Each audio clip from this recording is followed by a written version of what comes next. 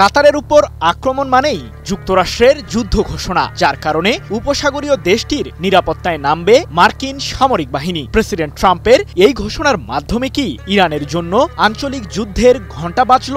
কারণ কিছুদিন আগেই কাতারে ক্ষেপণাস্ত্র হামলা চালিয়েছিল তেহরান। এটা কি ইরান ইসরায়েল সংঘাতকে আরও তীব্র করবে, নাকি বড় কোনো যুদ্ধের অশনি সংকেত? সেপ্টেম্বর মাসে কাতারের দোহাতে ইসরায়েলের নজিরবিহীন বিমান হামলার পর আঞ্চলিক ও বৈশ্বিক ক্ষোভের মুখে পড়েন মার্কিন প্রেসিডেন্ট ডোনাল্ড ট্রাম্প। অথচ উপসাগরীয় দেশটিতে রয়েছে মধ্যপ্রাচ্যের অন্যতম বৃহৎ মার্কিন সামরিক বিমান ঘাঁটি আল উদেইদ। এবার কাতারের নিরাপত্তা নিশ্চিত করতে একটি নির্বাহী আদেশ জারি করেছে ট্রাম্প প্রশাসন।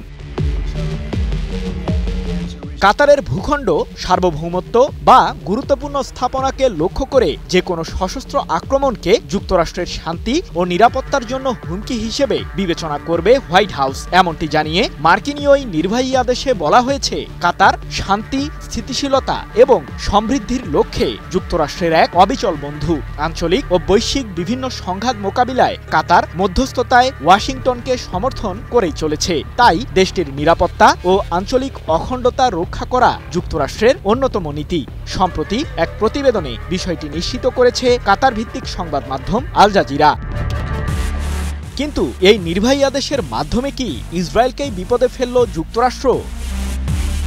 গত ৯ সেপ্টেম্বর আকস্মিকভাবেই ফিলিস্তিনের স্বাধীনতাকামী সংগঠন হামাসের শীর্ষ নেতাদের লক্ষ্য করে কাতারের দোহাতে হামলা চালায় ইসরায়েলি বাহিনী। তবে ওই ঘটনায় হামাসের নেতারা প্রাণে বেঁচে যান। কিন্তু ইসরায়েলের প্রধানমন্ত্রী বেনিয়ামিন নেতানিয়াহুর এই আগ্রাসী আচরণকে কাপুরুষোচিত এবং বিশ্বাসঘাতকতা বলে ক্ষোভ জানিয়েছেন কাতারের প্রধানমন্ত্রী শেখ মোহাম্মদ বিন আব্দুল রহমান আল থানি।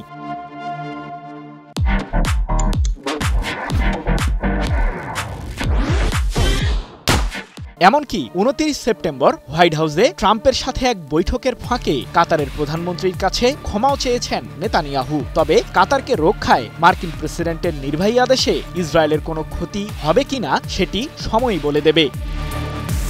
এর আগে গত জুন মাসে ইসরায়েলের বিরুদ্ধে ইরানের ১২ দিনের যুদ্ধের এক পর্যায়ে কাতারের আল উদেইদ বিমান ঘাঁটিতে ক্ষেপণাস্ত্র হামলা চালায় তেহরান। যদিও সেই হামলাকে প্রতিরক্ষামূলক কৌশল বলে সে সময় দাবি করে ইরান সরকার। কারণ ২২ জুন ইসরায়েলের সমর্থনে ইরানের ৩টি পারমাণবিক স্থাপনায় বোমা হামলা চালিয়েছিল যুক্তরাষ্ট্র। সেই ঘটনার প্রেক্ষিতেই মূলত আল উদেইদে সামরিক হামলা চালায় ইরান। তবে ওই হামলার কোনো প্রতিক্রিয়া দেখায়নি মার্কিন প্রশাসন। সৃজন মাহমুদ, নিউজ 24।